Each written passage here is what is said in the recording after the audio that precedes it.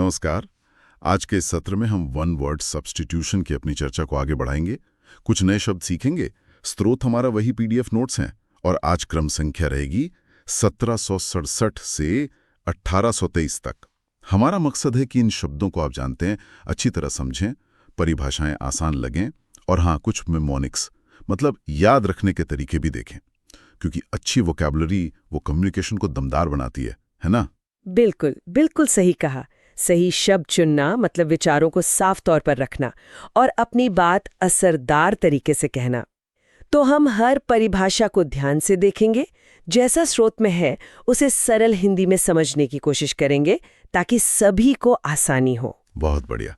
तो चलिए शुरू करते हैं। आज का पहला शब्द नंबर है 1767 और शब्द है वर्बोसिटी। नाउन है ये, हिंदी अर्थ है शब्दाडंबर और परिभाषा है यूजिंग और containing more words than are needed. Okay, तो इसे तोड़ते हैं। यूजिंग मतलब इस्तेमाल करना और कंटेनिंग या जिसमें शामिल हो। क्या शामिल हो? मोर वर्ड्स, ज्यादा शब्द। कितने ज्यादा? देन आर नीडेड, जितनी जरूरत है उससे ज्यादा। तो वर्बोसिटी का सीधा मतलब हुआ जरूरत से ज्यादा शब्दों का इस्तेमाल करना। जब कोई अपनी बात कहने के लिए बहुत सारे या कह लीजिए मुश्किल शब्दों का प्रयोग करे जबकि जरूरत ना हो, तो उसे कहते हैं वर्बोसिटी। यहाँ ये देन आर नीडेड वाला हिस्सा अहम है, गैर जरूरी शब्द। वर्बोसिटी से अक्सर बात अस्पष्ट हो जाती है, पता है? इस वर्बोसिटी शब्द में ही इसका थोड़ा संकेत है। वर्ब का मतलब होता है वर्ड या स्पीच, है ना? हाँ। और ऑसिटी एक सफिक्स है जो किसी क्वालिटी या स्टेट को दिखाता है। तो वर्बोसिटी मतलब बहुत ज्यादा शब्द इस्तेमाल करने की अवस्था या आदत, वर्डीनेस जिसे कहते हैं। अच्छा, इसको याद रखने के लिए एक मजेदार ट्रिक सोची है मैंने। वर्बोसिटी को सोचें वर्ब प्लस सिटी, जैसे शब्दों का शहर। हाँ, ये अच्छा है। हाँ, जहां जरूरत से ज्यादा शब्द भरे हों वही है वर्बोसिटी। और कल्पना करें, कोई नेता है, भाषण दे रहे हैं, सीधी सी बात है, पर घंटों से घुमा फिरा रहे हैं, भारी भरकम शब्द इस्तेमाल कर रहे हैं, सुनने वाले बोर हो रहे हैं। यही तो है वर्बोसिटी। बिल्कुल सटीक उदाहरण। तो संक्षेप में वर्बोसिटी वाचालता या शब्दाडंबर, अनावश्यक शब्दों का प्रयोग। चलिए अगले शब्द पर आते हैं। नंबर 1768 वर्डिक्ट, फैसला। परिभाषा है a decision that is made by a jury in a court. जी, इसका विश्लेषण करते हैं। अ डिसीजन यानी एक निर्णय, दैट इज मेड जो लिया जाता है, किसके द्वारा? बाय अ जूरी, जूरी द्वारा। जूरी मतलब अदालत में जो फैसला सुनाने वाले लोग होते हैं, पंचों का समूह समझ लीजिए। इन अ कोर्ट, अदालत में। तो वर्डिक्ट का मतलब हुआ अदालत में जूरी का औपचारिक फैसला, निर्णय। जैसे आपने सुना होगा, जज कहते हैं द वर्डिक्ट इज गिल्टी या the verdict is not guilty. तो ये वर्डिक्ट एक कानूनी शब्द है, कोर्ट के फैसले से जुड़ा हुआ अंतिम निर्णय होता है ये वर्डिक्ट। इस वर्डिक्ट शब्द को देखें तो शायद ये लैटिन के वर मतलब ट्रू और डिक्टम मतलब अ सेइंग से बना हो, एक सच्ची बात जो निर्णय के रूप में आए। यही है वर्डिक्ट का भाव। याद रखने की ट्रिक, वर्डिक्ट इसे वरदान प्लस डिक्टेट कहना सोच सकते हैं। ज्यूरी का कहा हुआ वचन जो किसी के लिए वरदान या सजा हो। या सीधा याद रखें, वर्डिक्ट मतलब कोर्ट का फैसला। ये वर्डिक्ट बड़ा अहम होता है। हाँ। कल्पना करें, कोर्ट रूम का सीन है, जज हथौड़ा बजाकर कहते हैं द वर्डिक्ट इज, और पिन ड्रॉप साइलेंस। सब सांस रोककर सुनते हैं। वो पल वर्डिक्ट का होता है। बिल्कुल। तो वर्डिक्ट का मतलब हुआ न्यायालय का निर्णय या फैसला। आगे बढ़ते हैं। Number 1769 versatile, adjective. हिंदी में सर्वगुण संपन्न। परिभाषा है someone having many skills। हाँ, ये बहुत अच्छा शब्द है। someone कोई व्यक्ति, having जिसके पास हो, क्या? many skills बहुत सारे कौशल या गुण। तो वर्सेटाइल व्यक्ति वो होता है जिसमें कई अलग अलग तरह की योग्यताएं हों, जो कई अलग अलग काम आसानी से कर सके। जैसे कोई एक्टर। हाँ बिल्कुल, जैसे कोई एक्टर जो कॉमेडी भी कर ले, एक्शन भी, ड्रामा भी, वो वर्सेटाइल एक्टर कहलाता है। और ये सिर्फ व्यक्तियों के लिए नहीं है, कोई चीज भी वर्सेटाइल हो सकती है। जैसे कोई टूल है जो कई काम कर दे, वो भी वर्सेटाइल है। बहुमुखी जिसे कहते हैं, बड़ा वर्सेटाइल है वो। अच्छा, वर्सेटाइल शब्द की जड़ें लैटिन वर्सेटाइलिस में है, जिसका मतलब होता है आसानी से मुड़ने वाला या घूमने वाला। ये दिखाता है कि व्यक्ति या वस्तु आसानी से एक काम से दूसरे की तरफ मुड़ सकती है। यही तो है वर्सेटाइल होना। इसे याद रखने की ट्रिक, वर्सेटाइल, वर्स कविता गाना प्लस टाइल, टाइल ऐसे सोचें कि कोई कवि वर्स लिखने वाला टाइल लगाने का काम भी बहुत बढ़िया करता है, मतलब उसमें कई हुनर हैं, वो वर्सेटाइल है। हाँ, सही है। या फिर वर्सा गाड़ी आती है ना, जो कई कामों में यूज होती है, वर्सेटाइल। हाँ, ये भी ठीक है। कल्पना करें एक शेफ है, इंडियन, चाइनीज, इटालियन सब एकदम लाजवाब बनाता है। वो एक वर्सेटाइल शेफ हुआ। उसकी ये वर्सेटाइल प्रतिभा ही उसे खास बनाती है। बिल्कुल। संक्षेप में वर्सेटाइल यानी बहुमुखी, अनेक गुणों वाला। अगला शब्द है नंबर 1770, वर्टिब्रेट, नाउन, कशेरुकी जंतु। परिभाषा है an animal with a spinal cord. जी, ये बायोलॉजी से जुड़ा है। एन एनिमल, एक जानवर, विद अ स्पाइनल कॉर्ड, जिसके पास रीढ़ की हड्डी हो। स्पाइनल कॉर्ड मतलब मेरुदंड या रीढ़ की हड्डी। तो वर्टिब्रेट उन सभी जानवरों को कहते हैं जिनके शरीर में रीढ़ की हड्डी यानी बैकबोन होती है। हम इंसान भी वर्टिब्रेट हैं। हाँ, बिल्कुल। मछली, पक्षी, रेप्टाइल्स यानी सरीसृप, एम्फीबियंस यानी उभयचर, मैमल्स यानी स्तनधारी, ये सब वर्टिब्रेट है। ये जीवों के वर्गीकरण का एक मुख्य आधार है वर्टिब्रेट होना। और जिनमें नहीं होती रीढ़ की हड्डी, जैसे कीड़े मकोड़े, उन्हें इनवर्टिब्रेट कहते हैं। तो वर्टिब्रेट मतलब रीढ़ वाला प्राणी। अच्छा, वर्टिब्रेट शब्द वर्टिब्रा से बना है, जिसका मतलब ही होता है रीढ़ की हड्डी का एक खंड या हिस्सा। तो जिसमें वर्टिब्रे हो वो वर्टिब्रेट हैं। याद रखने की ट्रिक तो इसमें सीधी है। वर्टिब्रेट में वर्टिब्रा शब्द है ही, जिसका मतलब रीढ़ की हड्डी का हिस्सा। तो वर्टिब्रेट मतलब रीढ़ की हड्डी वाला। ये तो आसान है। हाँ, बिल्कुल। विजुअलाइज करने के लिए एक मछली का कंकाल देखिए, उसमें बीच में रीढ़ की हड्डी साफ दिखेगी। या अपनी ही पीठ पर हाथ फेर के देखिए, रीढ़ महसूस होगी। हम वर्टिब्रेट हैं, ऐसे वर्टिब्रेट याद रहेगा। बहुत अच्छे। तो वर्टिब्रेट यानी रीढ़धारी जंतु। अगला शब्द है 1771, वेस्पर्ड्स, गिरजाघर में सायंकाल की प्रार्थना। परिभाषा है इवनिंग प्रेयर इन चर्च। ये सीधा सा शब्द है, इवनिंग प्रेयर, शाम की प्रार्थना। कहाँ? इन चर्च, गिरजाघर में। तो वेस्पर्स ईसाई धर्म में शाम के समय चर्च में होने वाली प्रार्थना सभा को कहते हैं। एक तरह की पारंपरिक प्रार्थना है ये। अच्छा, वेस्पर्स का समय अक्सर सूर्यास्त के आसपास होता है। इसे याद रखने की ट्रिक, वेस्पर, ये वेस्पर शब्द लैटिन में शाम के तारे, इवनिंग स्टार से जुड़ा है। तो वेस्पर्स मतलब शाम की प्रार्थना। हाँ, सही। कल्पना करें सूरज ढल रहा है, चर्च की घंटियां बज रही हैं, मोमबत्तियां जल रही हैं और लोग शांति से वेस्पर्स के लिए इकट्ठा होकर प्रार्थना कर रहे हैं। बिल्कुल। संक्षेप में वेस्पर्स चर्च में होने वाली शाम की प्रार्थना। नंबर 1772, वेटरन, अनुभवी। परिभाषा है a person who is long experienced और प्रैक्टिस्ड इन एन एक्टिविटी और ऑक्यूपेशन। जी, इसे समझते हैं। अ पर्सन, एक व्यक्ति, हु इज लॉन्ग एक्सपीरियंस्ड, जो लंबे समय से अनुभवी है, और प्रैक्टिस्ड या अभ्यस्त है। किस चीज में? इन एन एक्टिविटी और ऑक्यूपेशन, किसी गतिविधि या पेशे में। तो वेटरन वो व्यक्ति होता है जिसे किसी खास क्षेत्र में बहुत लंबा अनुभव हो, जैसे सेना में आर्मी वेटरन, खेल में स्पोर्ट्स वेटरन या किसी पेशे में इंडस्ट्री वेटरन। वो अपने फील्ड का वेटरन माना जाता है और वेटरन का अनुभव काफी मूल्यवान होता है। ये शब्द एक सम्मान का सूचक भी है, खासकर मिलिट्री वेटरन के लिए। सही। वेटरन शब्द लैटिन के वेट्रेनस से आया है, जो वेटिस मतलब ओल्ड से बना है, यानी पुराना अनुभवी सैनिक या व्यक्ति। याद रखने की ट्रिक, वेटरन, इसे वेटरन की तरह सोचें, जैसे कोई पुराना अनुभवी सैनिक। वेटरन मतलब अनुभवी। हाँ, विजुअलाइज करें, एक बुजुर्ग डॉक्टर हैं जिन्होंने अपनी जिंदगी में हजारों ऑपरेशन किए हैं, वो मेडिकल फील्ड के वेटरन हैं। या कोई रिटायर्ड फौजी जो अपने अनुभव बता रहा है, वो एक सम्मानित वेटरन है। बिल्कुल। तो वेटरन यानी किसी क्षेत्र का पुराना और अनुभवी व्यक्ति। अगला है नंबर 1773, विसिनिटी, आसपास। परिभाषा है द एरिया नियर और surrounding a particular place. Okay. The area, वो क्षेत्र, कैसा? नियर, पास का, और सराउंडिंग या चारों ओर का, किसके? अ पर्टिकुलर प्लेस, किसी खास जगह के। तो विसिनिटी का मतलब है किसी स्थान का आसपास का इलाका, पड़ोस या नजदीकी क्षेत्र। जैसे my office is in the vicinity of the metro station. मेरा ऑफिस मेट्रो स्टेशन के आसपास है। या हम पूछते हैं ना, is there a bank in this vicinity, मतलब इस आसपास के इलाके में कोई बैंक है क्या? विसिनिटी एक क्षेत्र को बताता है। ये शब्द विसिनिटी जगह की निकटता बताता है।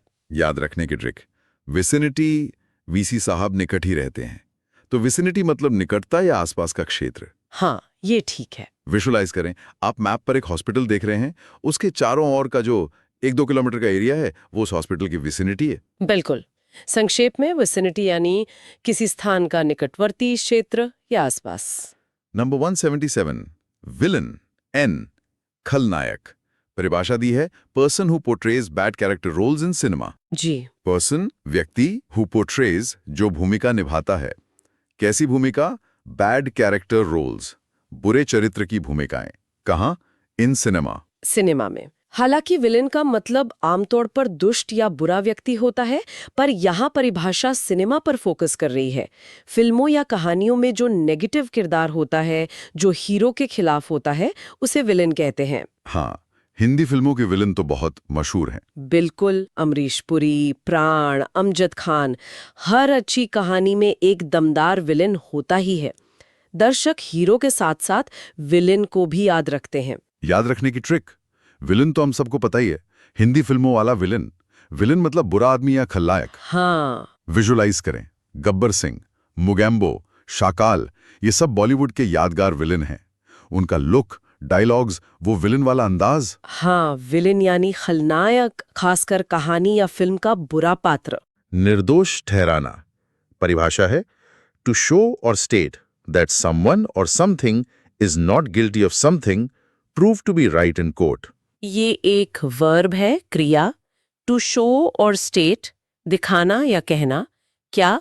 दैट समवन और समथिंग इज नॉट गिल्टी, कि कोई व्यक्ति या चीज दोषी नहीं है। किस चीज का? Of something.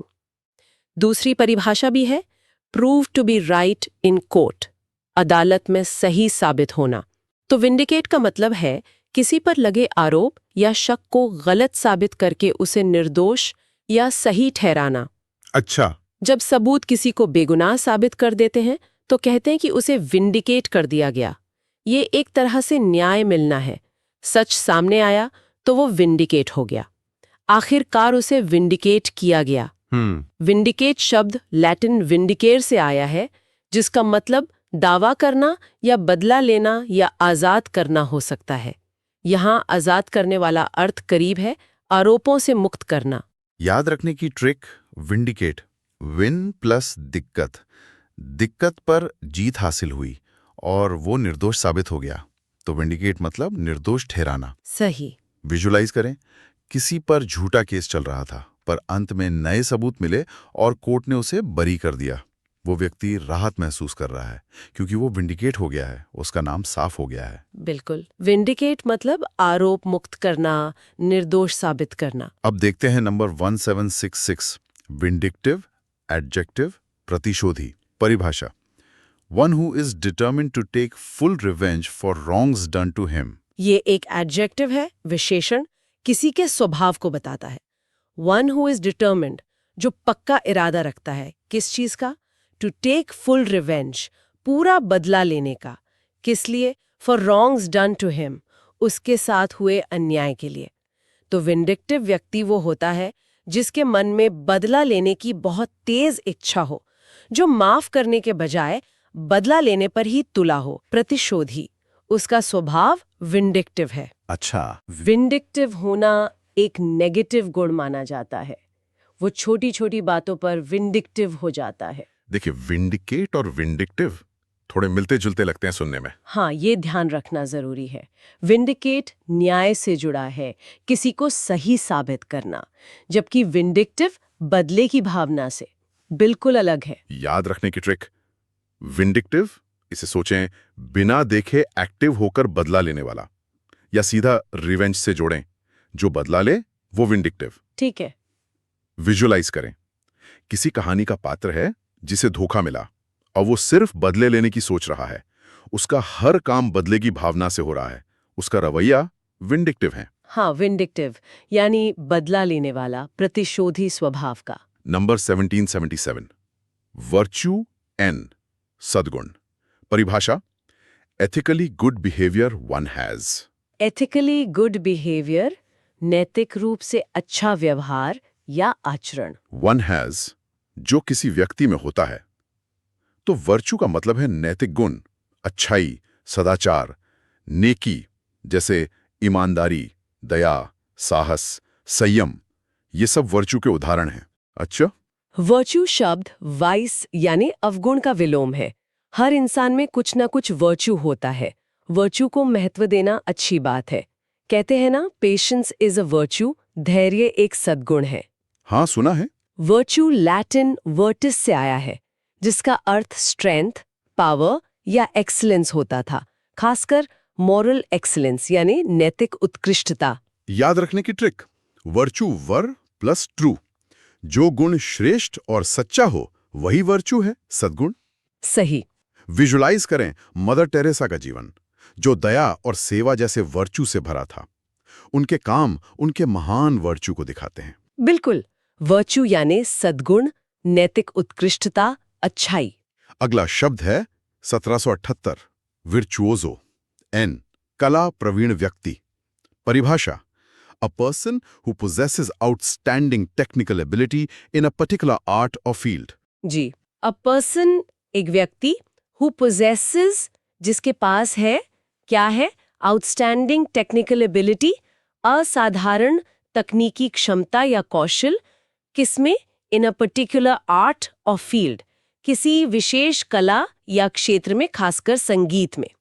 तो वर्चुओसो ऐसे व्यक्ति को कहते हैं जो किसी कला, विशेष रूप से संगीत बजाने या गाने में असाधारण रूप से माहिर हो। कमाल की टेक्निकल मास्टरी होती है उसमें। अच्छा, जैसे एक सितार वर्चुओसो, पियानो वर्चुओसो या वायलिन वर्चुओसो, वो अपने फन का वर्चुओसो कहलाता है। लोग वर्चुओसो का प्रदर्शन देखकर दंग रह जाते हैं। ऐसा वर्चुओसो बनने के लिए बहुत रियाज चाहिए होता है। याद रखने की ट्रिक, वर्चुओसो इसमें वर्च्यू जैसा शब्द लगता है ना? हाँ, कुछ कुछ। तो जिसमें कला का गुण बहुत ज्यादा हो। हाँ, वर्चुओसो मतलब कला का उस्ताद। ठीक है, ऐसे सोच सकते हैं। विजुलाइज करें, पंडित रविशंकर सितार बजा रहे हैं, उनकी उंगलियां तारों पर जादू कर रही हैं। वो एक सितार वर्चुओसो थे। उनका प्रदर्शन एक वर्चुओसो का था। बिल्कुल सही। वर्चुओसो यानी किसी कला, विशेषकर संगीत का अत्यंत कुशल कलाकार। नंबर 1779 वायरुलेंट एडजेक्टिव विषैला। परिभाषा ऑफ अ डिजीज और पॉइजन एक्सट्रीमली सिवियर और हार्मफुल इन इट्स इफेक्ट्स। ये एडजेक्टिव है। परिभाषा बीमारी, डिजीज या जहर, पॉइजन के संदर्भ में है। एक्सट्रीमली सिवियर, अत्यंत गंभीर या तीव्र, और हार्मफुल या हानिकारक, किसमें? इन इट्स इफेक्ट्स, अपने प्रभावों में। तो वायरुलेंट का मतलब है अत्यधिक जहरीला, घातक, जानलेवा या बीमारी के संदर्भ में बहुत तेजी से फैलने वाला और गंभीर। जैसे कोरोना का कोई स्ट्रेन। हाँ, कह सकते हैं a virulent strain of a virus. या वायरुलेंट नफरत या आलोचना भी हो सकती है, मतलब बहुत कड़वी और नुकसानदेह।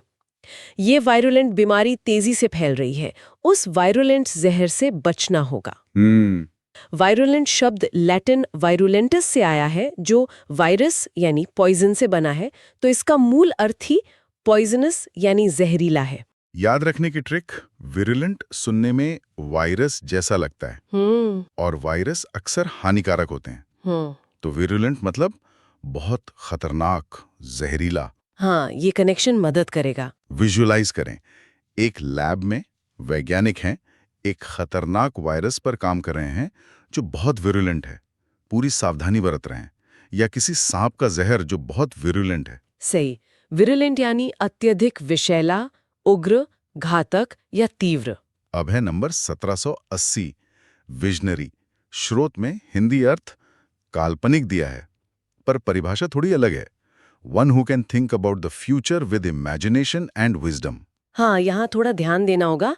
हिंदी अर्थ काल्पनिक दिया है, पर परिभाषा देखिए, वन हु कैन थिंक, वो व्यक्ति जो सोच सकता है, किसके बारे में? अबाउट द फ्यूचर, भविष्य के बारे में। कैसे? विद इमेजिनेशन, कल्पनाशीलता के साथ, एंड विजडम और बुद्धिमत्ता के साथ। तो इस परिभाषा के हिसाब से विजनरी का मतलब सिर्फ काल्पनिक नहीं बल्कि दूरदर्शी ज्यादा सही है। अच्छा, फोरसाइटेड। हाँ, विजनरी वो होता है जो भविष्य को देख सकता है, उसकी कल्पना कर सकता है और उसे हकीकत बनाने की योजना भी बना सकता है। विजनरी लोग अक्सर नए आइडियाज लाते हैं, बदलाव लाते हैं। जैसे किसी कंपनी का विजनरी लीडर, उनकी विजनरी सोच ने क्रांति ला दी। एक सच्चा विजनरी भविष्य बनाता है। विजनरी शब्द में विजन है। जिसके पास भविष्य की साफ और मजबूत दृष्टि हो, वही विजनरी है। याद रखने की ट्रिक, विजनरी जिसके पास फ्यूचर का विजन हो, दूर की सोचने वाला विजनरी। बिल्कुल। विजुलाइज करें, कोई वैज्ञानिक या बिजनेसमैन है जो आज से 50 साल आगे की दुनिया सोच रहा है और उसके लिए नई टेक्नोलॉजी या योजना बना रहा है। वो एक विजनरी है। एकदम सही। तो परिभाषा के आधार पर विजनरी का सही अर्थ दूरदर्शी है, न कि केवल काल्पनिक। अगला शब्द 1781, विटिकल्चर, नाउन, अंगूर की खेती। परिभाषा, the cultivation of grape vines. जी, ये कृषि से जुड़ा शब्द है। द कल्टिवेशन, खेती या उगाना। किस चीज की? ऑफ ग्रेप वाइन्स, अंगूर की बेलों की। तो विटिकल्चर का सीधा मतलब है अंगूर की खेती करने का विज्ञान या प्रक्रिया। जिन इलाकों में वाइन बनती है वहां विटिकल्चर का बहुत महत्व होता है। हाँ, सुना है। विटिकल्चर में मिट्टी, मौसम, बेलों की देखभाल, इन सब का अध्ययन होता है। अच्छी विटिकल्चर से ही अच्छी फसल होती है। अच्छा। विटिकल्चर में विटी, लैटिन विटिस, वाइन, बेल से आया है, और कल्चर का मतलब कल्टीवेशन, खेती। तो विटिकल्चर मतलब बेलों की खेती यानी अंगूर की खेती। याद रखने की ट्रिक, विटिकल्चर, विटी को लता समझें और कल्चर मतलब खेती। तो विटिकल्चर हो गया अंगूर की लता की खेती। हाँ, बिल्कुल। विजुलाइज करें फ्रांस या इटली के खूबसूरत पहाड़ी ढलानों पर फैले अंगूर के बागान, जहां किसान विटिकल्चर के काम में लगे हैं, बेलों की देखभाल कर रहे हैं। एकदम सही। विटिकल्चर यानी अंगूर की खेती। नंबर 1782, विवेशियस, एडजेक्टिव, फुर्तीला, जोशपूर्ण। परिभाषा, having a lively attractive personality. ये पर्सनालिटी बताने वाला एडजेक्टिव है। हैविंग, रखना। कैसी पर्सनालिटी? अ लाइवली, जिंदा दिल, ऊर्जावान, जोशीली। अट्रैक्टिव पर्सनालिटी, आकर्षक व्यक्तित्व। तो विवेशियस व्यक्ति, खासकर महिलाओं के लिए ज्यादा प्रयोग होता है ये शब्द, वो होती है जो बहुत जिंदा दिल, खुशमिजाज, एनर्जी से भरपूर और आकर्षक हो, जिनकी मौजूदगी से माहौल में रौनक आ जाए। अच्छा। उनकी विवेशियस मुस्कान सबको अच्छी लगती है। वो एक विवेशियस होस्ट थी।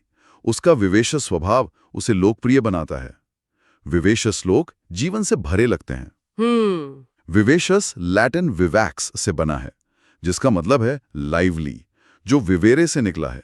तो विवेशियस मतलब फुल ऑफ लाइफ। याद रखने की ट्रिक, विवेशियस, वीवा शब्द लाइफ या जिंदगी से जुड़ा है ना।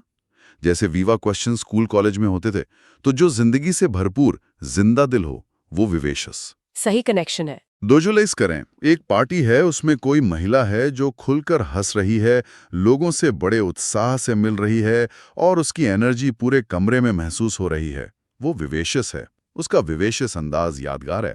बिल्कुल।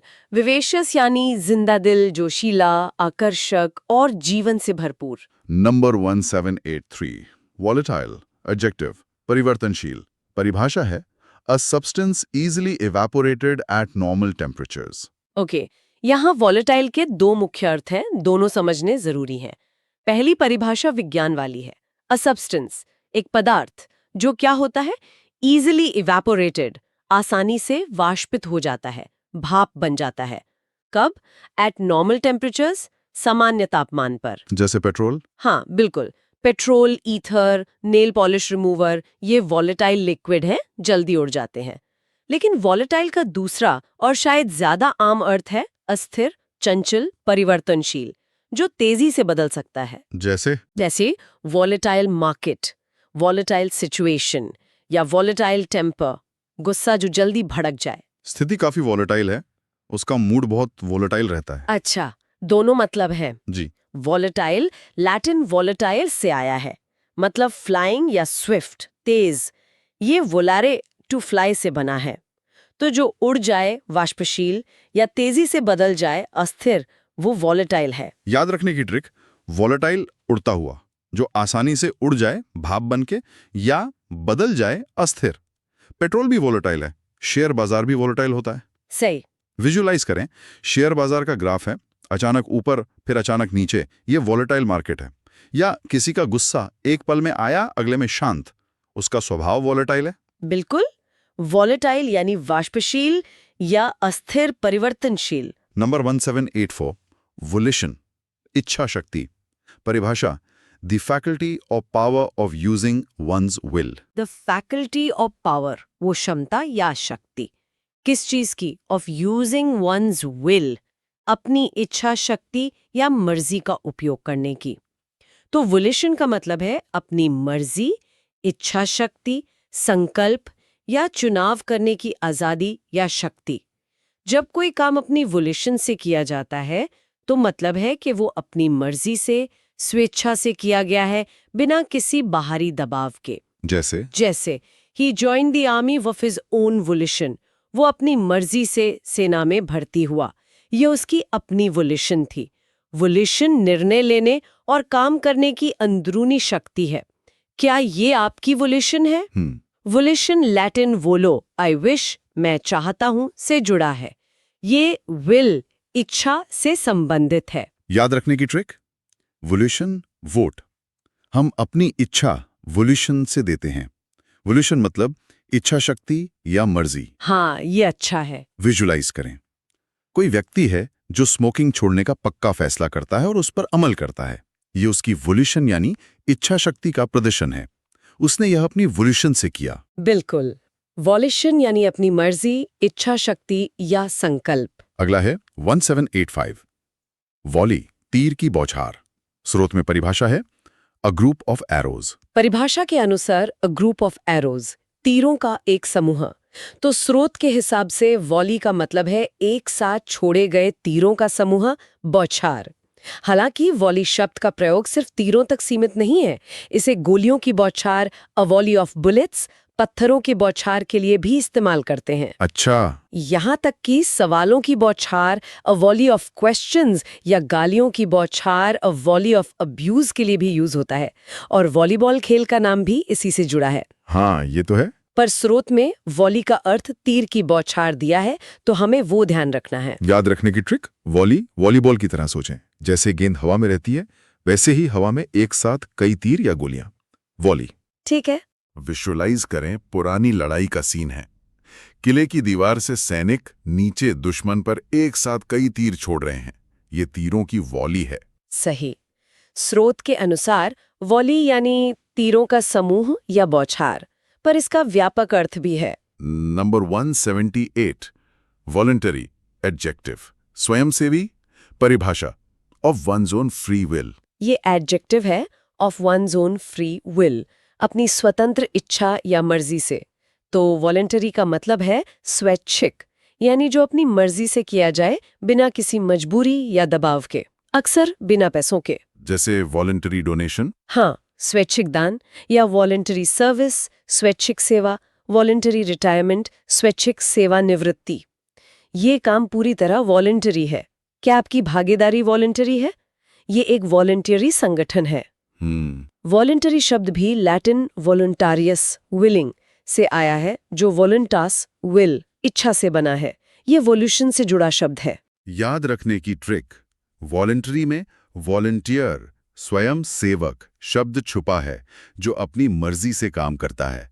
तो वॉलंटरी मतलब अपनी मर्जी से किया गया। बिल्कुल। विजुअलाइज करें, स्कूल में कुछ बच्चे अपनी मर्जी से स्कूल गार्डन की सफाई कर रहे हैं।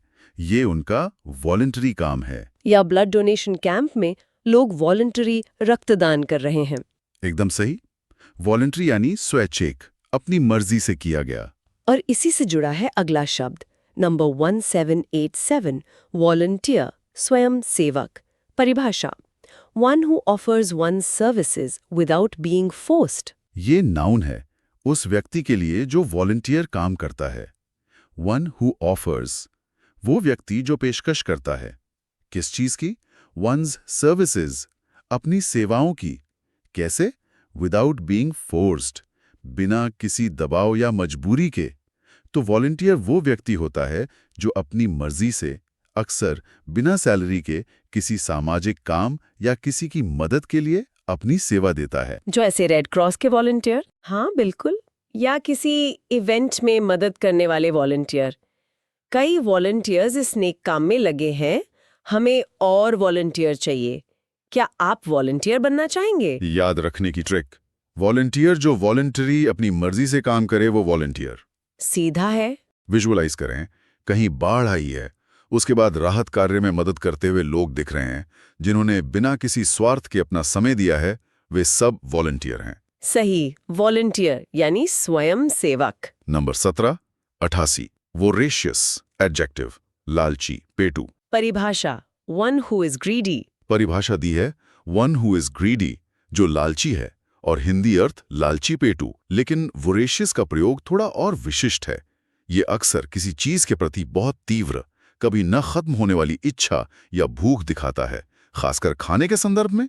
और वोरेशियस एपेटाइट, बहुत ज्यादा भूख, पेटूपन, या पढ़ने के संदर्भ में। और वोरेशियस रीडर, जो बहुत ज्यादा किताबें पढ़ता है। अच्छा, तो सिर्फ लालची नहीं, हाँ, इसमें बहुत ज्यादा मात्रा में उपयोग करने का भाव ज्यादा है। वो ज्ञान के लिए वोरेशियस है, उसका पढ़ने का वोरेशियस शौक है, वो खाने में बहुत वोरेशियस है। वोरेशियस यानी लैटिन वोरारे, टू डिवावर, निगल जाना से आया है। तो वोरेशियस मतलब जो सब कुछ निगल जाए, यानी बहुत ज्यादा खाए या पढ़े। याद रखने की ट्रिक, वोरेशियस बोरा भर के खाने वाला या पढ़ने वाला। वोरेशियस मतलब बहुत ज्यादा इच्छुक या खाने पढ़ने वाला। ये मजेदार है। विजुअलाइज करें, एक बच्चा है, लाइब्रेरी में एक के बाद एक किताब खत्म कर रहा है, उसकी आंखों में पढ़ने की चमक है, वो एक वोरेशियस रीडर है। या कोई दावत में हर चीज बहुत ज्यादा खा रहा है, उसका वोरेशियस एपेटाइट है।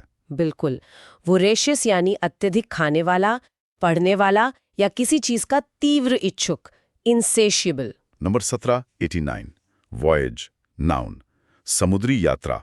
परिभाषा, a long sea journey. A long sea journey, एक लंबी समुद्री यात्रा।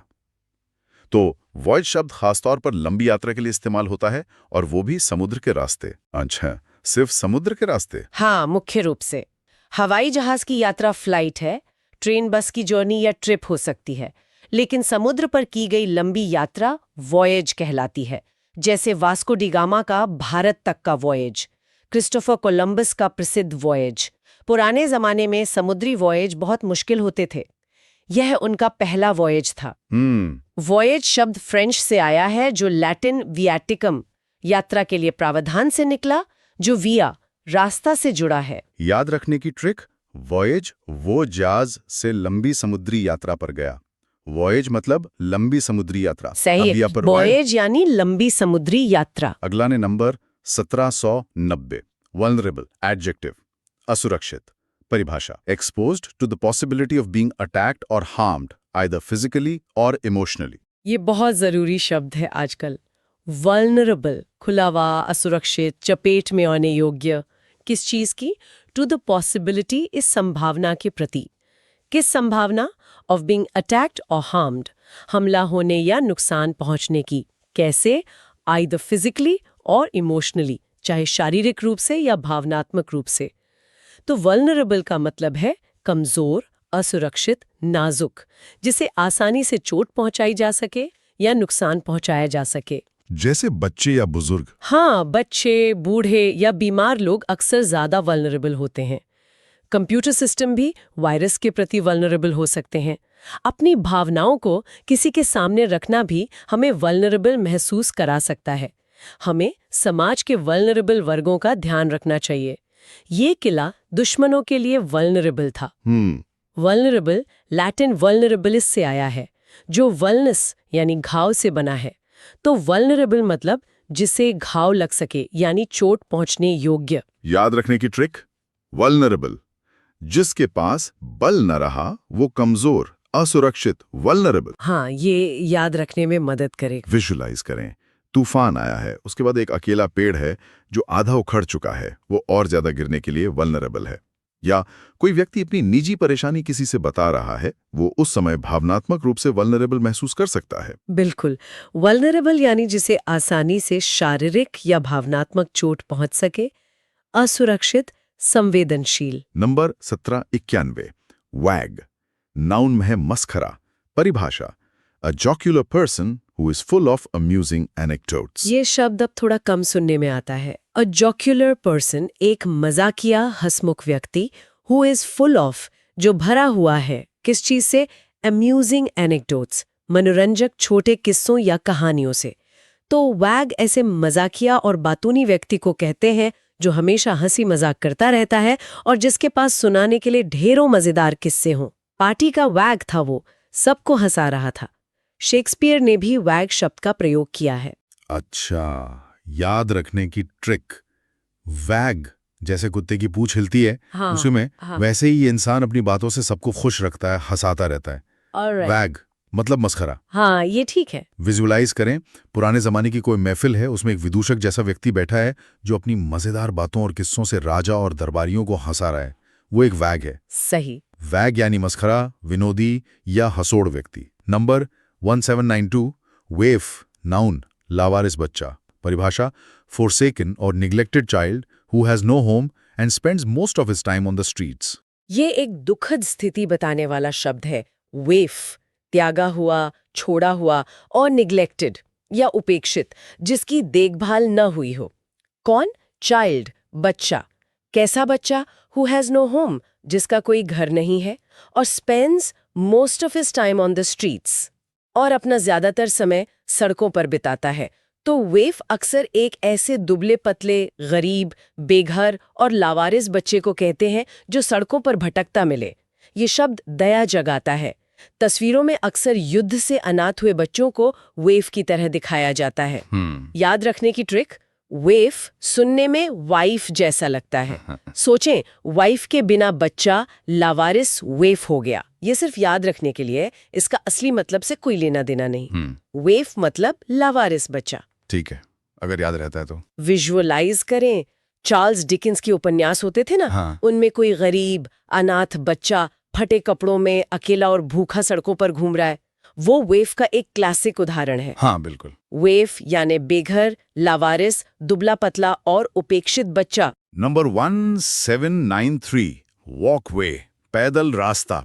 परिभाषा, अ रेज्ड पैसेजवे इन अ बिल्डिंग। अ रेज्ड पैसेजवे, एक उठा हुआ या ऊंचा बना रास्ता। कहाँ? इन अ बिल्डिंग, किसी इमारत के अंदर।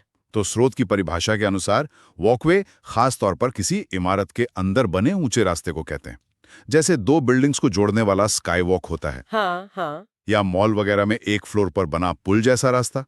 हालांकि आम बोलचाल में वॉकवे किसी भी पैदल चलने के रास्ते के लिए इस्तेमाल हो सकता है, जैसे फुटपाथ, पर यहां परिभाषा थोड़ी स्पेसिफिक है। एयरपोर्ट पर ऐसे वॉकवे देख सकते हैं।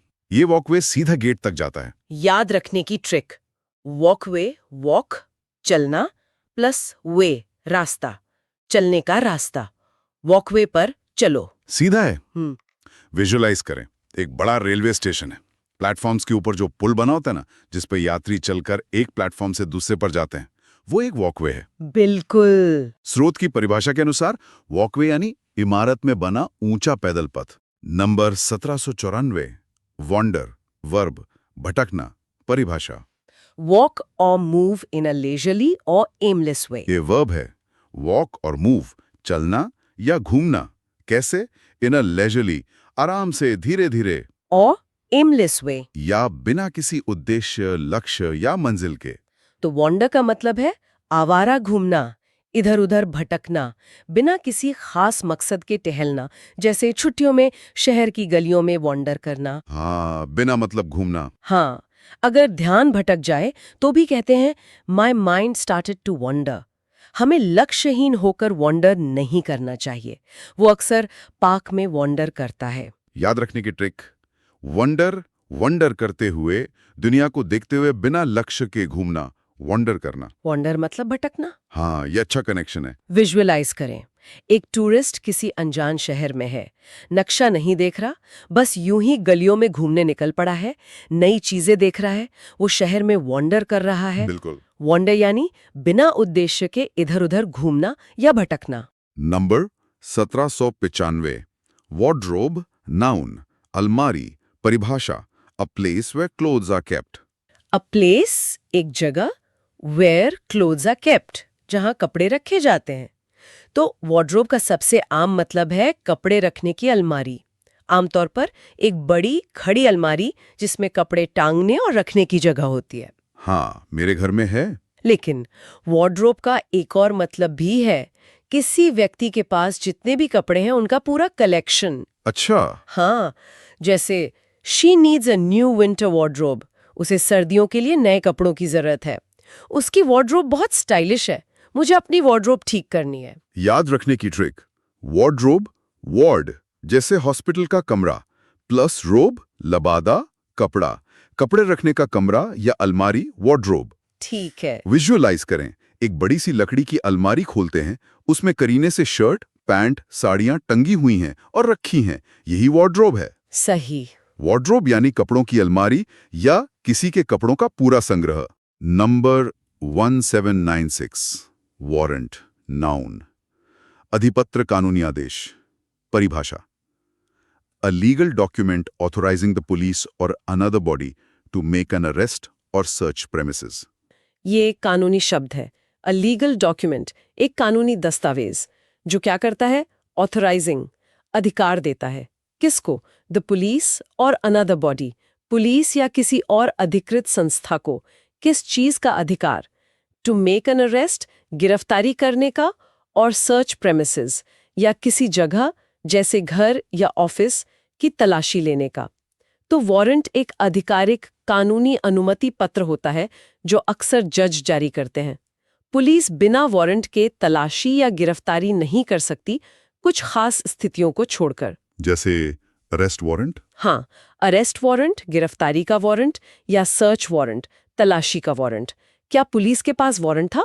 उन्हें वारंट दिखाना होगा। याद रखने की ट्रिक, वारंट ये शब्द तो हिंदी में भी वारंट के रूप में काफी यूज होता है। वारंट मतलब कानूनी अनुमति पत्र। हाँ, ये प्रचलित है। विजुअलाइज करें, पुलिस किसी के दरवाजे पर है और घर के मालिक को एक कागज दिखाती है जिस पर जज के दस्तखत और मोहर है, वो सर्च वारंट है। बिल्कुल, वारंट यानी गिरफ्तारी या तलाशी का कानूनी अधिकार पत्र। नंबर 1797। वाटरफॉल, नाउन, झरना। परिभाषा, a steep descent of water of a stream or river. A steep descent एक तीव्र ढलान या गिरावट, किसकी? ऑफ वाटर, पानी की। कहाँ से? ऑफ अ स्ट्रीम और रिवर, किसी छोटी धारा या नदी की। तो वाटरफॉल का मतलब है झरना, जहाँ नदी या धारा का पानी किसी ऊंची चट्टान से नीचे गिरता है। ये एक प्राकृतिक नज़ारा होता है, जैसे नियाग्रा फॉल्स। हाँ, नियाग्रा वाटरफॉल दुनिया के सबसे मशहूर झरनों में से है। पहाड़ों में अक्सर सुंदर वाटरफॉल देखने को मिलते हैं। वाटरफॉल की आवाज बहुत तेज हो सकती है। इस वाटरफॉल की ऊंचाई कितनी है? याद रखने की ट्रिक, वाटरफॉल, वाटर पानी, प्लस फॉल गिरना। पानी का ऊंचाई से गिरना, वाटरफॉल। सीधा है। विजुअलाइज करें, घने जंगल के बीच में ऊंची चट्टानों से पानी गरजते हुए नीचे गिर रहा है, नीचे तालाब बन रहा है, फुहारें उड़ रही हैं। ये एक खूबसूरत वाटरफॉल है। सही, वाटरफॉल यानी झरना। नंबर 1798। वे बिल, यात्री की सूची। परिभाषा, a list of passengers and luggage. A list एक सूची किसकी? ऑफ पैसेंजर्स यात्रियों की एंड लगेज और उनके सामान की। हाँ, तो स्रोत के अनुसार वे बिल एक सूची है जिसमें यात्रियों और उनके सामान का ब्यौरा होता है। हालांकि आजकल वे बिल शब्द का प्रयोग ज्यादातर माल ढुलाई, गुड्स ट्रांसपोर्ट में होता है। अच्छा। हाँ, ये एक दस्तावेज होता है जो माल भेजने वाले, ट्रांसपोर्टर और माल पाने वाले के बीच होता है। इसमें भेजे जा रहे सामान की पूरी डिटेल, मात्रा, भेजने वाले और पाने वाले का नाम, पता सब लिखा होता है। ये माल के साथ चलता है। जैसे ट्रक ड्राइवर के पास होता है। हाँ, ट्रक ड्राइवर के पास वे बिल होना जरूरी है। एयर कार्गो में भी एयर वे बिल होता है। याद रखने की ट्रिक, वे बिल, वे रास्ता यात्रा, प्लस बिल सूची बिल, यात्रा पर जा रहे सामान की सूची, वे बिल। ठीक है। विजुअलाइज करें, एक ट्रक ड्राइवर ट्रांसपोर्ट ऑफिस से एक कागज लेता है, उसमें लिखा है कि ट्रक में क्या और कितना सामान है, कहां से कहां जाना है, वो वे बिल है। बिल्कुल। वेबिल यानी यात्रियों या अधिकतर माल परिवहन की सूची या दस्तावेज। नंबर 179 वेरी वर्ब थका मांदा। स्रोत में इसे वर्ब वी बताया गया है, पर परिभाषा एडजेक्टिव की है। फीलिंग और शोइंग एक्सट्रीम टायर्डनेस। हाँ, यहाँ शायद स्रोत में टाइपिंग एरर है। वेरी शब्द एडजेक्टिव विशेषण और वर्ब क्रिया दोनों तरह से यूज होता है, लेकिन दी गई परिभाषा फीलिंग और शोइंग एक्सट्रीम टायर्डनेस यानी अत्यधिक थकान महसूस करना या दिखाना, ये एडजेक्टिव वेरी की है। अच्छा, तो weary का मतलब है बहुत ज्यादा थका हुआ, शिथिल, पस्त। जैसे after a long walk he felt weary। लंबी सैर के बाद वो बहुत थका हुआ महसूस कर रहा था। weary travelers थके हुए यात्री। उसकी आवाज weary लग रही थी। weary वर्ब का मतलब होता है थक जाना या थका देना, जैसे the climb wearied him।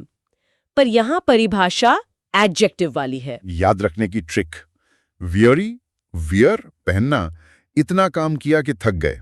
Wear out हो गए।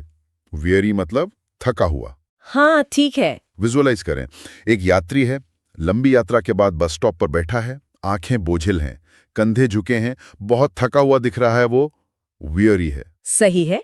दी गई परिभाषा के अनुसार weary यानी अत्यधिक थका हुआ। नंबर 1800 विस्क वी फुर्ती से ले जाना।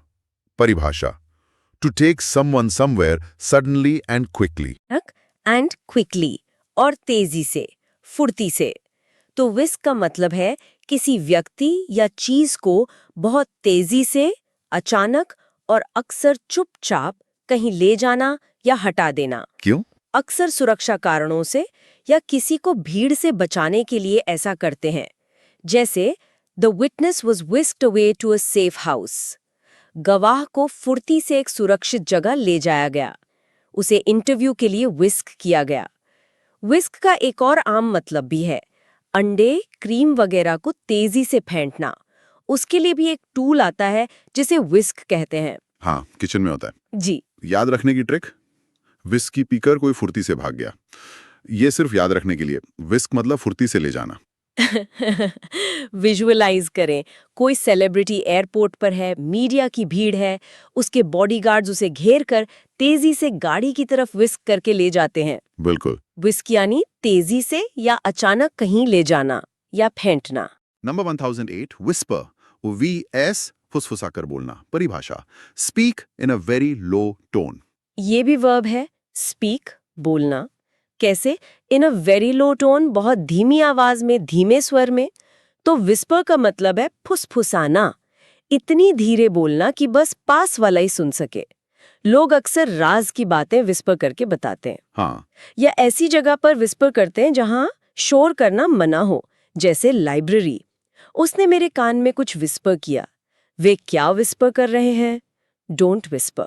याद रखने की ट्रिक, विस्पर सुनने में विस्पर जैसा लगता है, जैसे जहर के बारे में कोई धीरे धीरे बात कर रहा हो। विस्पर मतलब फुसफुसाना। ठीक है।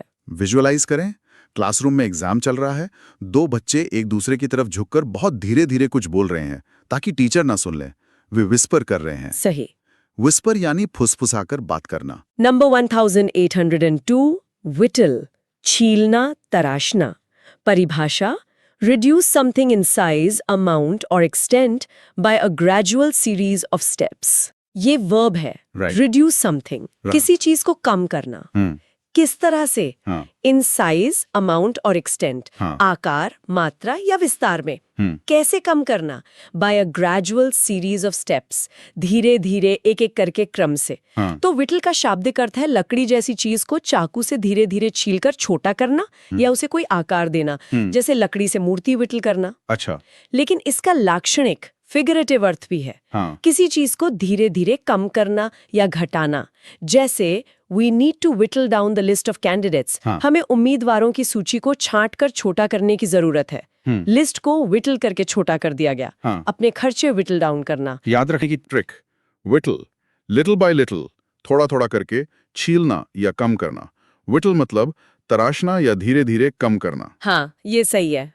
विजुअलाइज करें, एक कारीगर है, लकड़ी का टुकड़ा लेकर छोटे चाकू से ध्यान से छील छील कर एक चिड़िया का आकार दे रहा है, वो विटल कर रहा है। या बजट मीटिंग में खर्चों की लिस्ट को एक एक करके कम किया जा रहा है, बजट को विटल डाउन किया जा रहा है। बिल्कुल, विटल यानी धीरे धीरे छीलकर आकार देना या किसी चीज को क्रमशः कम करना। नंबर 1803, होलसेलर, नाउन, थोक व्यापारी, परिभाषा, someone who buys and sells goods in large amounts to shops and businesses. ये नाउन है व्यापारी के लिए। समवन कोई व्यक्ति जो क्या करता है, who buys and sells goods, जो सामान खरीदता और बेचता है। कैसे? in large amounts, बड़ी मात्रा में, थोक में। किसको बेचता है?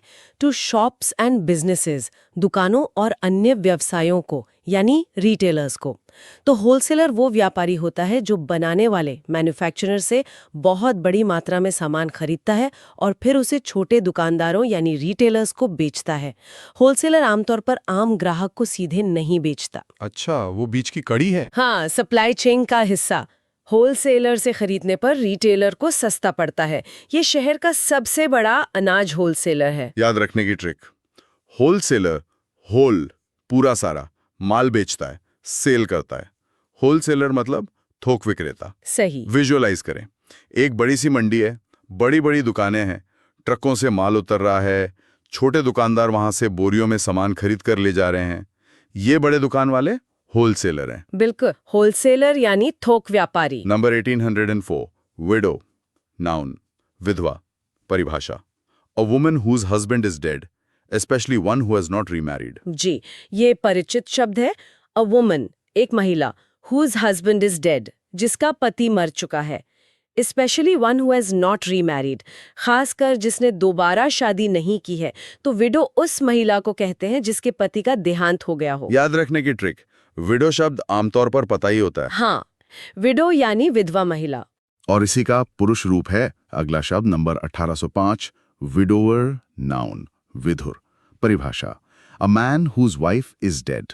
जी, जैसे विडो महिला के लिए है, वैसे ही विडोवर पुरुष के लिए। अ मैन, एक पुरुष, हुज वाइफ इज डेड, जिसकी पत्नी मर चुकी है। तो विडोअर उस पुरुष को कहते हैं जिसकी पत्नी का देहांत हो गया हो। ये विडो का मेल इक्विवेलेंट है। वह कुछ साल पहले विडोअर हो गया था। याद रखने की ट्रिक, विडो शब्द में ईआर लगाकर पुरुष रूप बन गया, विडोअर मतलब विधुर। सही, विडोअर यानी विधुर पुरुष। नंबर 1806, विलफुली, एडवर्ब, जानबूझकर, परिभाषा, done deliberately although the person doing it knows that it is wrong. ये एडवर्ब है। डन डिलिबरेटली, जानबूझकर किया गया, इरादे से किया गया। Although the person doing it knows that it is wrong, भले ही करने वाले को पता हो कि ये गलत है। तो विलफुली का मतलब है जानबूझकर इरादतन कोई काम करना, खासकर तब जब पता हो कि वो काम गलत है, नियमों के खिलाफ है या किसी को नुकसान पहुंचाएगा। इसमें एक नेगेटिव इरादा होता है। जैसे फुली सबूत मिटा दिए, ये गलती अनजाने में नहीं हुई, विलफुली की गई। अच्छा, विलफुली शब्द विल, इच्छा, इरादा से बना है, यानी अपनी इच्छा से, जानते बूझते हुए। याद रखने की ट्रिक, विलफुली, अपनी विल, इच्छा से फुली, पूरी तरह जानबूझकर किया गया काम। विलफुली मतलब जानबूझकर अक्सर गलत काम। हाँ, विजुलाइज करें, एक कर्मचारी है, उसे पता है कि ऑफिस की चीज तोड़ना गलत है, फिर भी वो गुस्से में कंप्यूटर तोड़ देता है। उसने ये काम विलफुली किया। बिल्कुल, विलफुली यानी जानबूझकर, इरादे से, प्रायः गलत काम के संदर्भ में। नंबर 1807, विल्ट, वी फ्रॉम, मुरझाना, परिभाषा, अ प्लांट, लीफ और फ्लावर बिकमिंग लिम्प। ये वर्ब है पौधों से जुड़ा। A plant, leaf, a flower, एक पौधा, पत्ती या फूल। क्या हो रहा है? बिकमिंग लिम्प, ढीला पड़ जाना, बेजान हो जाना, लटक जाना। तो विल्ट का मतलब है पौधे, पत्ती या फूल का पानी की कमी, गर्मी या बीमारी से मुरझा जाना, कुमला जाना। जैसे the plants will wilt if you don't water them, अगर पौधों को पानी नहीं दोगे तो वे मुरझा जाएंगे। तेज धूप में फूल विल्ट कर गए। इसका लाक्षणिक प्रयोग भी होता है, जैसे उसकी उम्मीदें विल्ट कर गईं। याद रखने की trick, wilt, will not live, अब नहीं जिएगा, जैसा लगता है, यानी मुरझा रहा है। विल्ट मतलब मुरझाना। ठीक है। विजुलाइज करें, एक गमले में पौधा है, कई दिन से पानी नहीं मिला, उसकी पत्तियां पीली पड़कर नीचे लटक गई हैं। बेजान सा लग रहा है वो पौधा, विल्ट कर रहा है। सही। विल्ट यानी पौधे का मुरझाना, कुमलाना। नंबर 1808 विंडफॉल एन अप्रत्याशित लाभ।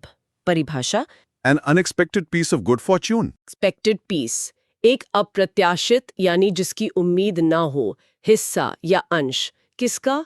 ऑफ गुड फॉर्चून, अच्छी किस्मत, सौभाग्य या लाभ का। तो विंडफॉल का मतलब है अचानक से मिला कोई बड़ा लाभ, पैसा या सौभाग्य जिसकी पहले से कोई उम्मीद ना थी। जैसे लॉटरी। हाँ, लॉटरी जीतना एक विंडफॉल है, या अचानक विरासत में बहुत पैसा मिल जाना। कंपनी को एक बड़ा कॉन्ट्रैक्ट मिलने से विंडफॉल प्रॉफिट हुआ। ये विंडफॉल उसकी सारी परेशानी दूर कर देगा, उसे टैक्स विंडफॉल मिला। याद रखने की ट्रिक, विंडफॉल, विंड यानी हवा, से फॉल गिरा हुआ, फल। जैसे हवा चली, पेड़ से पका आम अचानक नीचे गिरा और आपको मिल गया, वही है विंडफॉल, अचानक मिला लाभ। हाँ, ये बहुत अच्छा उदाहरण है। विजुअलाइज करें, कोई व्यक्ति है, अपना पुराना बक्सा खोलता है, उसमें उसे बहुत सारे पुराने कीमती गहने मिलते हैं जिनकी उसे कोई उम्मीद नहीं थी। ये उसके लिए एक विंडफॉल है। बिल्कुल, विंडफॉल यानी अप्रत्याशित लाभ या अचानक मिला सौभाग्य। नंबर 1809 विनो, वर्ब फटकना। परिभाषा to separate husk from the grain. ये वर्ब है कृषि से जुड़ा। टू सेपरेट हस्क, भूसी या छिलके को अलग करना। किससे? फ्रॉम द ग्रेन, अनाज या दाने से। तो विनो का मतलब है हवा की मदद से अनाज से हल्की भूसी या कचरा उड़ाकर अलग करना। हिंदी में इसे फटकना, बरसाना या ओसाना कहते हैं। हाँ, गांव में देखा है। जी, किसान कटाई के बाद अनाज को विनो करते हैं ताकि साफ दाना मिले। इसका लाक्षणिक अर्थ भी होता है किसी समूह में से अच्छी या जरूरी चीजों को बुरी या गैर जरूरी चीजों से छांटकर अलग करना। जैसे we need to winnow the truth from the lies, हमें झूठ में से सच को छांटकर अलग करने की जरूरत है। Candidates were winnowed down to 3 finalists. याद रखने की ट्रिक, विनो, विन के लिए अनाज को नाव, अब फटकना जरूरी है। विनो मतलब फटकना या छांटना। ठीक है। विजुअलाइज करें, गांव में एक महिला या पुरुष एक सूप या छाछ में अनाज लेकर खड़ा है। हवा चल रही है, वो उसे धीरे धीरे नीचे गिरा रहा है, हल्की भूसी उड़ रही है, साफ अनाज नीचे गिर रहा है। वो अनाज को विनो कर रहा है। सही। विनो यानी फटक कर अनाज साफ करना या किसी समूह से अवांछित चीजों को छांटना। नंबर 1810 विचरी, जादू टोना। स्रोत में वर्ब वी लिखा है पर यह नाउन एन होना चाहिए। परिभाषा द प्रैक्टिस ऑफ मैजिक। हाँ, यहाँ फिर स्रोत में लगता है टाइपिंग मिस्टेक है। विचरी को वर्ब लिखा है, लेकिन परिभाषा द प्रैक्टिस ऑफ मैजिक, जादू का अभ्यास या अमल, ये नाउन संज्ञा की है। अच्छा। विचरी का मतलब है जादू टोना, इंद्रजाल, माया या फिर किसी का मन मोह लेने वाली आकर्षक शक्ति, चार्म। ये शब्द विच, जादूगरनी, चुड़ैल से बना है। पुरानी कहानियों में विचरी का जिक्र होता है। उसकी आंखों में एक अजीब सी विचरी, सम्मोहन था। ये विचरी का प्रभाव था। याद रखने की ट्रिक, विचरी, विच जादूगरनी का काम यानी जादू टोना, विचरी। हाँ, सीधा है। विजुअलाइज करें, किसी पुरानी कहानी की किताब का पन्ना है, उस पर एक जादूगरनी बनी है, अपनी जादुई छड़ी घुमा रही है, कुछ अजीब सा कर रही है। ये विचरी का चित्रण है। बिल्कुल। तो विचरी यानी जादू टोना, माया या प्रबल आकर्षण, सम्मोहन। नंबर 1811 वो, एन, शोक। परिभाषा ग्रेट सॉरो और डिस्ट्रेस। ये नाउन है। ग्रेट सॉरो, बहुत ज्यादा दुख, गम या शोक, और डिस्ट्रेस या अत्यधिक पीड़ा, संकट या विपत्ति। तो वो का मतलब है गहरा दुख, संताप, विपत्ति या दुर्भाग्य।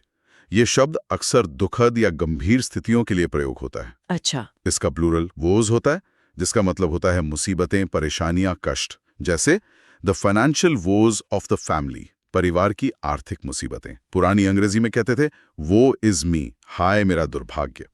उनके जीवन में बहुत वो था। याद रखने की ट्रिक, वो सुनने में वो जैसा लगता है। वो बहुत दुख, वो में है, रो रहा है, वो मतलब गहरा दुख। ठीक है। विजुअलाइज करें, युद्ध या किसी बाढ़ जैसी आपदा के बाद जो प्रभावित लोग हैं, उनकी दुख और पीड़ा भरी कहानियां वे उनके वो का वर्णन करती हैं। सही। वो यानी गहरा दुख, विपत्ति, कष्ट या संताप। नंबर 1812 रैंगल वी क्रोध से झगड़ना। परिभाषा टू डिस्प्यूट एंग्रीली। ये वर्ब है टू डिस्प्यूट एंग्रीली, गुस्से से बहस करना, विवाद करना या झगड़ना। तो रैंगल का मतलब है किसी बात पर गुस्से में शोर मचाते हुए और अक्सर लंबे समय तक बहस या झगड़ा करना। ये सिर्फ डिसएग्रीमेंट नहीं है, बल्कि गुस्से वाला झगड़ा है। अच्छा, मतलब तेज बहस। हाँ, जैसे the siblings were wrangling over the remote control. भाई बहन रिमोट कंट्रोल पर झगड़ रहे थे। पॉलिटिशियंस ऑफन रैंगल इन डिबेट्स। राजनेता अक्सर बहसों में झगड़ते हैं। वे घंटों तक प्रॉपर्टी के लिए रैंगल करते रहे। Stop wrangling. याद रखने की ट्रिक, रॉन्ग एंगल, गलत नजरिए से बात करोगे तो झगड़ा रैंगल ही होगा। रैंगल मतलब गुस्से से झगड़ना। ये सही है। विजुअलाइज करें, दो लोग हैं, पार्किंग की जगह को लेकर ऊंची आवाज में एक दूसरे पर चिल्ला रहे हैं, बहस कर रहे हैं, वे रैंगल कर रहे हैं। बिल्कुल। रैंगल यानी गुस्से और शोर के साथ बहस या झगड़ा करना। नंबर 118-3 रीथ, फूलों की माला।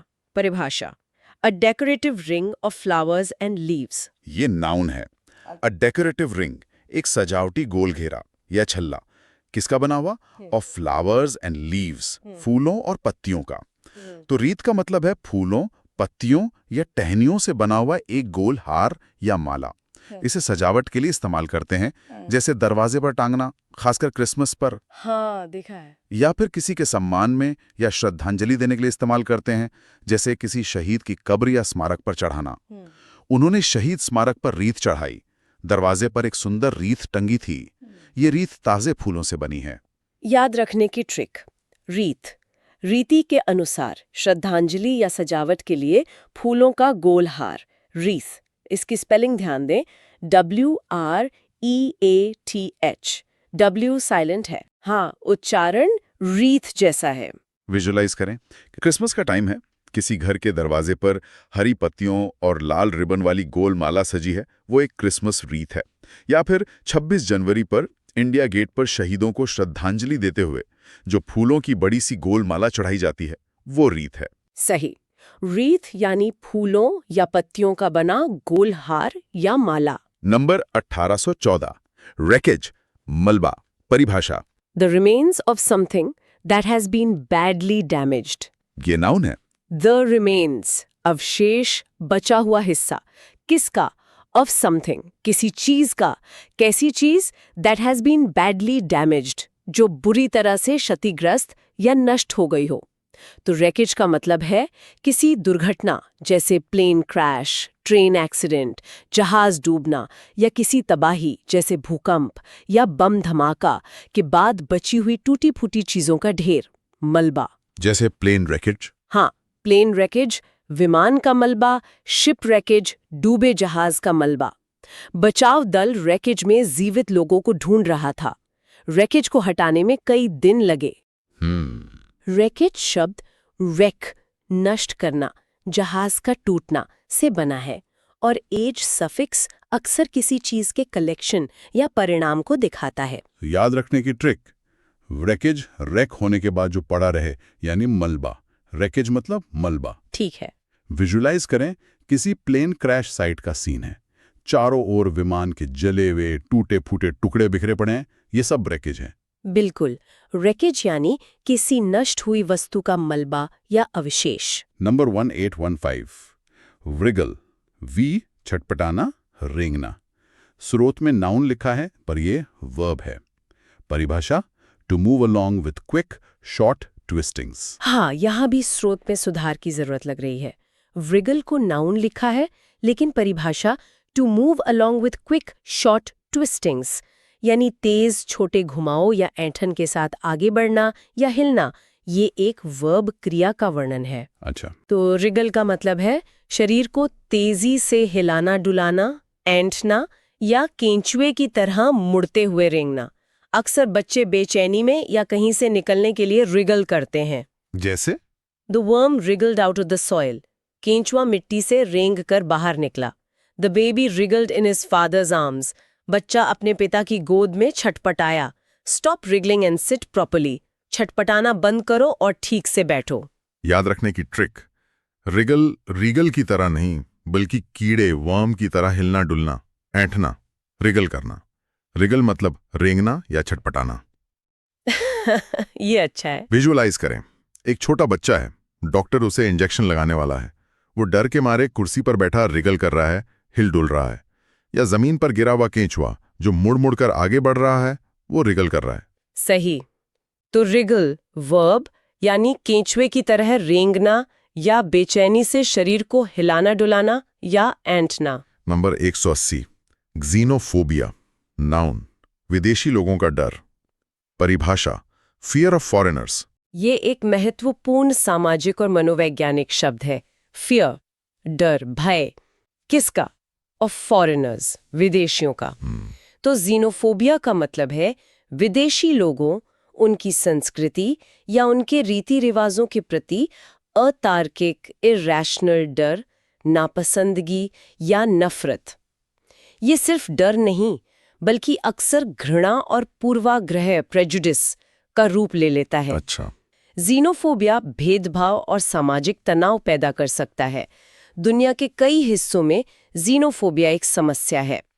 हमें ज़ीनोफोबिया के खिलाफ आवाज उठानी चाहिए। ये ज़ीनोफोबिया की मानसिकता ठीक नहीं। ज़ीनोफोबिया 2 ग्रीक शब्दों से बना है। ज़ीनोस मतलब फॉरेनर या स्ट्रेंजर, विदेशी या अजनबी, और फोबोस मतलब फियर, डर। तो ज़ीनोफोबिया मतलब अजनबियों या विदेशियों का डर। याद रखने की ट्रिक, ज़ीनोफोबिया, ज़ीनो अजनबी, विदेशी, प्लस फोबिया, डर। अजनबियों विदेशियों से डर या नफरत, ज़ीनोफोबिया। बिल्कुल। विजुअलाइज करें, किसी देश में कुछ लोग हैं जो बाहर से आए लोगों, इमिग्रेंट्स को शक से देखते हैं, उनसे नफरत करते हैं और उन्हें अपने समाज का हिस्सा नहीं मानते। ये ज़ीनोफोबिया का उदाहरण है। बिल्कुल। ज़ीनोफोबिया यानी विदेशियों या अजनबियों के प्रति अतार्किक डर, नापसंदगी या घृणा। नंबर 181, यर्निंग एंड ललक। परिभाषा, a feeling of intense longing for something. ये एक भावना बताने वाला नाउन है। अ फीलिंग, एक एहसास, एक भावना। कैसी भावना? ऑफ इंटेंस लॉन्गिंग, तीव्र, गहरी इच्छा, चाहत, लालसा या तड़प। किस लिए? फॉर समथिंग, किसी चीज के लिए। तो यर्निंग का मतलब है किसी चीज के लिए बहुत गहरी भावनात्मक इच्छा या तड़प, खासकर ऐसी चीज के लिए जो अभी आपके पास नहीं है या दूर है या जिसे पाना मुश्किल लगता है। जैसे घर की याद। हाँ, घर से दूर रहने वाले के मन में घर वापसी की यर्निंग, सफलता के लिए एक तीव्र यर्निंग, उसकी आंखों में अपने खोए हुए प्यार के लिए यर्निंग थी। ये सिर्फ इच्छा नहीं, एक गहरी यर्निंग है। याद रखने की ट्रिक, यर्निंग, ईयर साल भर से किसी चीज की अर्निंग, पाने की तीव्र इच्छा। यर्निंग मतलब तीव्र लालसा या तड़प। हाँ, ये मदद कर सकता है। विजुअलाइज करें, जेल में कोई कैदी है, खिड़की से बाहर देख रहा है, आजादी के बारे में सोच रहा है। उसके चेहरे पर आजादी के लिए एक गहरी तड़प दिख रही है। ये आजादी के लिए उसकी यर्निंग है। सही। यर्निंग यानी किसी चीज के लिए तीव्र गहरी लालसा या तड़प। नंबर 18, योक, घोड़ा गाड़ी में घोड़ों को जोड़ने वाली लकड़ी, जुआ। परिभाषा, a wooden object used for connecting animals that are pulling a vehicle. A wooden object, एक लकड़ी की वस्तु या ढांचा। किस काम आती है? यूज्ड फॉर कनेक्टिंग एनिमल्स, जानवरों को जोड़ने के लिए। कैसे जानवर? That are pulling a vehicle, जो गाड़ी या हल खींच रहे हों। परिभाषा में खासकर बैलों, ऑक्सन का जिक्र है। तो योक वो लकड़ी का लंबा टुकड़ा होता है जिसे 2 बैलों या घोड़ों के कंधों पर रखकर उन्हें एक साथ जोड़ा जाता है ताकि वो मिलकर हल या गाड़ी खींच सकें। हिंदी में जुआ कहते हैं इसे। हाँ, जुआ।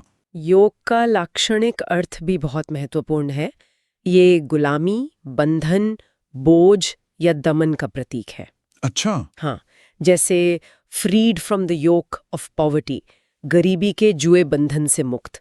Centuries under the yoke of foreign rule, सदियों तक विदेशी शासन के बोझ तले।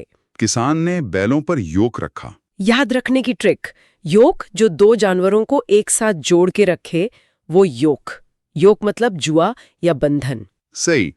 विजुलाइज करें, खेत में 2 बैल हैं, उनके कंधों पर लकड़ी का भारी योक रखा है और वे मिलकर हल चला रहे हैं।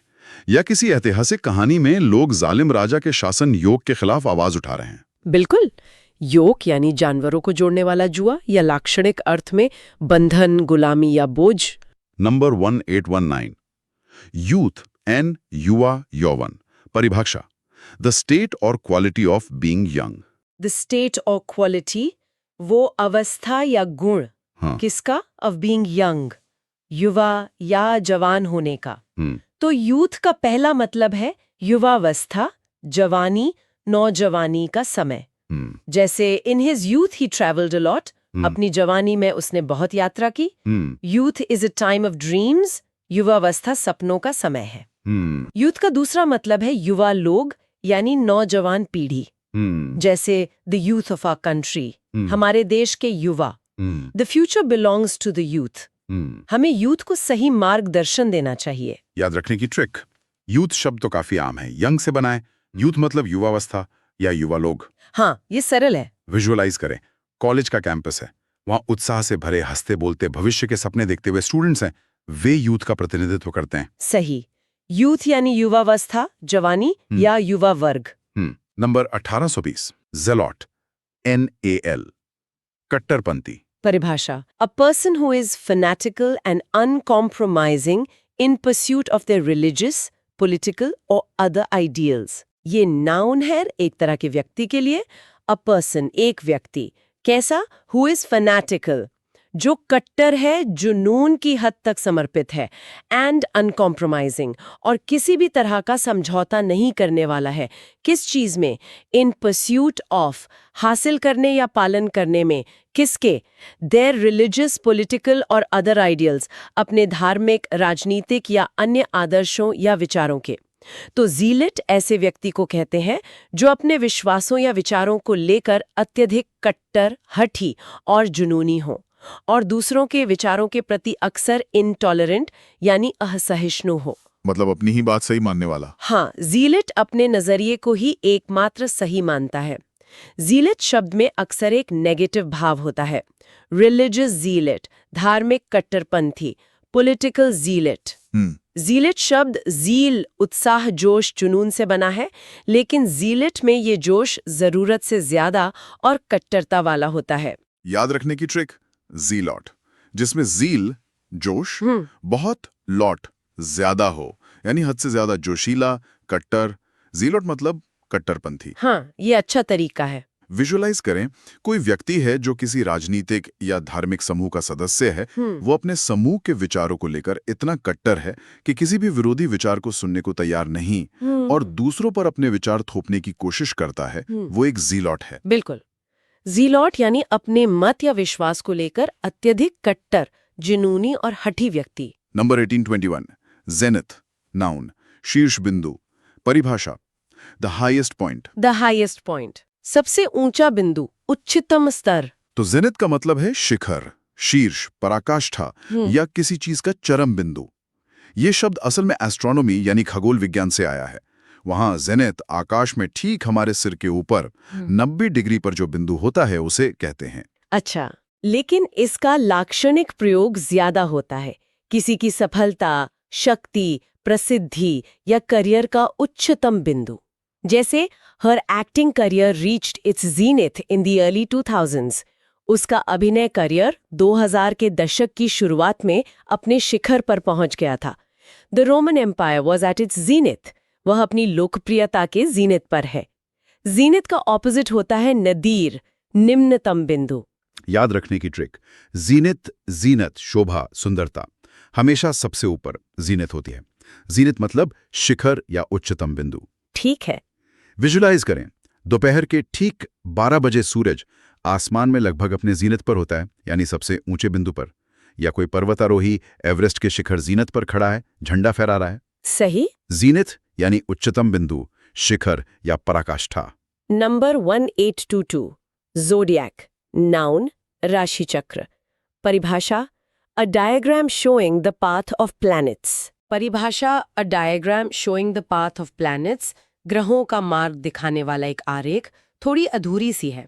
ज़ोडियाक असल में आकाश का एक काल्पनिक बेल्ट या क्षेत्र है जिसमें सूर्य, चंद्रमा और मुख्य ग्रह पृथ्वी से देखने पर घूमते हुए दिखते हैं। अच्छा, वो पट्टा। हाँ, ज्योतिष एस्ट्रोलॉजी में इस ज़ोडियाक बेल्ट को 12 बराबर भागों में बांटा गया है, जिन्हें राशियां या साइंस ऑफ द ज़ोडियाक कहते हैं। मेष, एरीज, वृषभ, टॉरस वगैरह। हर राशि का अपना चिन्ह होता है। हाँ, राशिफल में देखते हैं। जी, आपका ज़ोडियाक साइन क्या है? अखबारों में ज़ोडियाक भविष्यवाणियां आती हैं। ये प्राचीन काल से चला आ रहा ज़ोडियाक का कॉन्सेप्ट है। ज़ोडियाक ग्रीक ज़ोडियाकोस के क्लोस से आया है, मतलब सर्कल ऑफ एनिमल्स, क्योंकि ज्यादातर राशियों के चिन्ह जानवरों के हैं। याद रखने की ट्रिक, ज़ोडियाक राशिफल वाला चक्र जिसमें 12 राशियां होती हैं, ज़ोडियाक मतलब राशि चक्र। सीधा है। विजुअलाइज करें, ज्योतिष की किताब या ऐप में बना हुआ गोल चक्र है। हाँ। उसमें 12 खाने हैं, हर खाने में एक राशि का नाम और चिन्ह है। जैसे शेर, तराजू, बिच्छू बना है, वो ज़ोडियाक है। बिल्कुल, ज़ोडियाक यानी राशि चक्र। और आज का आखिरी शब्द है नंबर 1823, ज़ूओलॉजी, जीव विज्ञान, जंतु विज्ञान। परिभाषा: the scientific study of the behaviour, structure, physiology, classification and distribution of animals. जी, ये बायोलॉजी की एक शाखा है। द साइंटिफिक स्टडी, वैज्ञानिक अध्ययन। किस चीज का?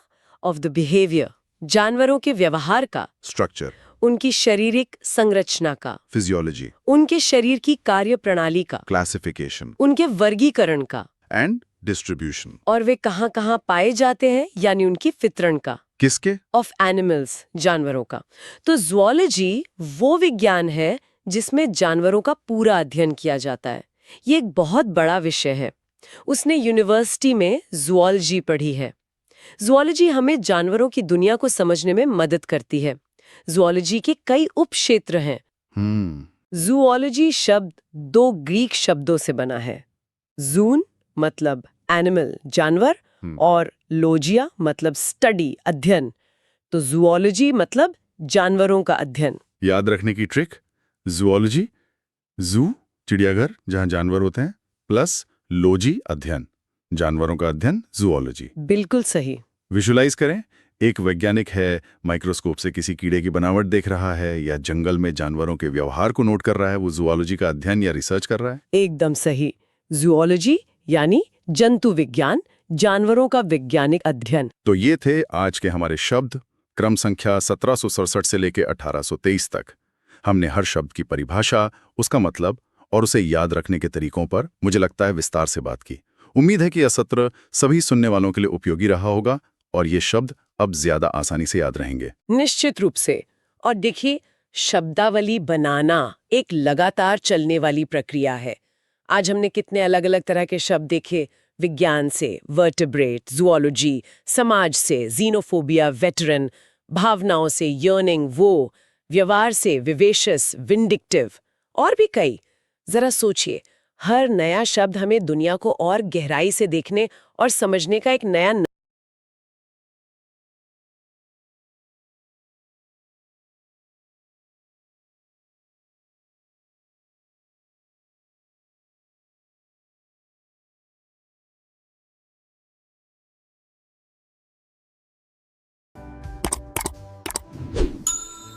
Please subscribe to the channel and please like the video. Thank you.